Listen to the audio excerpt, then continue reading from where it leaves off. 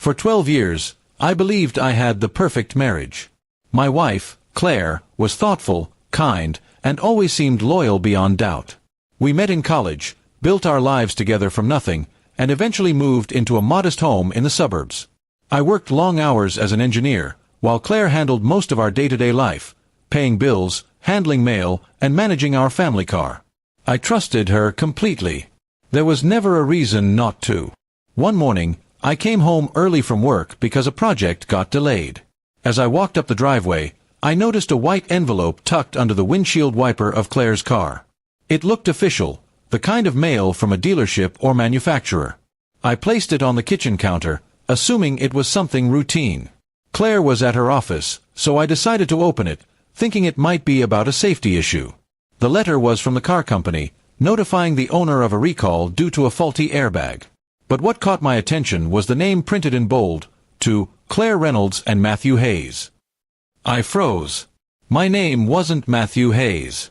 Claire had always been Claire Dawson after marriage. For a second, I thought it was a clerical mistake. But when I looked at the car's VIN number listed in the letter, it matched perfectly with our vehicle. Confused and uneasy, I decided to check the car's registration documents in the drawer where Claire kept all the papers. The registration had her name and another man's name, Matthew Hayes, listed as co-owners. My chest tightened as I read it again and again, hoping I was mistaken.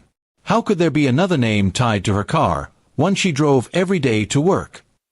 That night, I didn't confront her right away. I wanted to understand before I accused. So I searched the name online. It didn't take long. Matthew Hayes lived one town over and, from his social media, seemed very close with Claire. Pictures of work events and training sessions appeared, and in the background of several, I saw Claire smiling, her hand resting on his shoulder. The next morning, I acted like everything was normal. Claire kissed me goodbye, grabbed her keys, and said she had a late meeting. As soon as she left, I followed her car. My heart pounded as I tailed her for nearly 40 minutes until she turned into a neighborhood I'd never seen before. She parked outside a modest apartment complex, and then Matthew came out to greet her. He hugged her tightly before they both went inside. I sat in my car, gripping the steering wheel until my knuckles turned white. Every thought of the last decade played in my mind, the nights she claimed to be working late, the weekend she visited her mother, the moments I felt guilty for doubting her. I stayed parked there for an hour, watching through the window as the lights inside flickered on and off.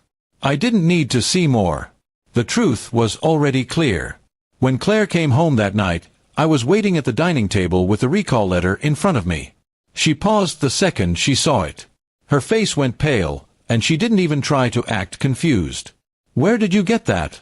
she asked softly. I didn't shout. I just asked who Matthew Hayes was. At first, she said he was a business associate. But when I mentioned the co-ownership and the address, her expression fell apart. Tears streamed down her face as she confessed.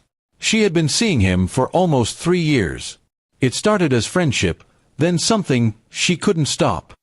The car, she said, was a shared expense, since she used it for trips related to him.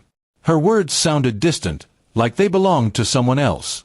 I listened silently, realizing how blind I'd been. That night, I packed a small bag and left the house. I didn't slam doors or yell. I didn't ask for explanations anymore. I went to stay at my brother's place. Days turned into weeks. Claire sent long messages, begging for forgiveness, saying she had ended things with Matthew. But every time I read them, I remembered the look on her face when she got caught. Not sorrow, but fear of being exposed. Eventually, I filed for divorce. She didn't fight it. We sold the house and split what we had. The car, ironically, was repossessed after she failed to keep up payments. I didn't care about any of that. I just wanted peace. Months later, I received another letter from the same car company addressed to me, as the former co-owner. It reminded me of everything, but instead of pain, I felt relief. That letter had shattered my illusion, but it also freed me from a lie I didn't even know I was living. I sometimes think about how strange it was, that a simple car recall exposed what years of trust had hidden. Love can make us blind, but truth finds its way through the smallest cracks. Now, I live quietly, wiser than before. Trust is something I still believe in, But next time, I'll make sure it's earned, not assumed.